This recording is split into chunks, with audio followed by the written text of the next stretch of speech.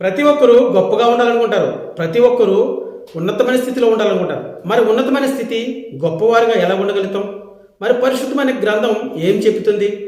Mark సువార్త 10వ అధ్యాయము 43వ వచనం అంటది, మీలో ఎవరైనా గొప్పవారుగా ఉండాలంటే పరిచారం చేయాలంటాడు. అంటే నీ ఒక్కరి పనులే నువ్వే చేసుకోవటం, నీ కుటుంబం పనులు నువ్వు చేసుకోవటం కాదు, ఎదుటి వాళ్ళ పనులు కూడా నువ్వు చేసేటట్టు ఉండాలి.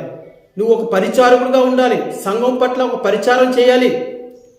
బీదవారి పట్ల నువ్వు పరిచారం చేయాలి. అనాథల పట్ల నువ్వు జాలి చూపించాలి. జీవితంలో గొప్ప స్థానంలో ఉండాలంటే మనం ఏం చేయాలి? మొట్టమొదటిగా ఎదుటి వాళ్ళకి పరిచారం చేయాలి. ఒక దాసుడిగా ఉండాలి. ఎదుటి వాళ్ళకి మనం సహాయపడేటట్టు ఉండాలి. అనాథులకి, విధవరాళ్ళకి, నడవలేని వాళ్ళకి మనం సహాయపడేటట్టు ఉండాలి. ఎప్పుడైతే ఇలా నువ్వు సహాయపడతావో నువ్వు గొప్ప స్థాయిలో నువ్వు ఉంటావండి. నువ్వు ఒక అధికారిగా నువ్వు ఉంటావు. నువ్వు ఒక తలగా నువ్వు ఉంటావు. నువ్వు ఆశీర్వదించబడతావు.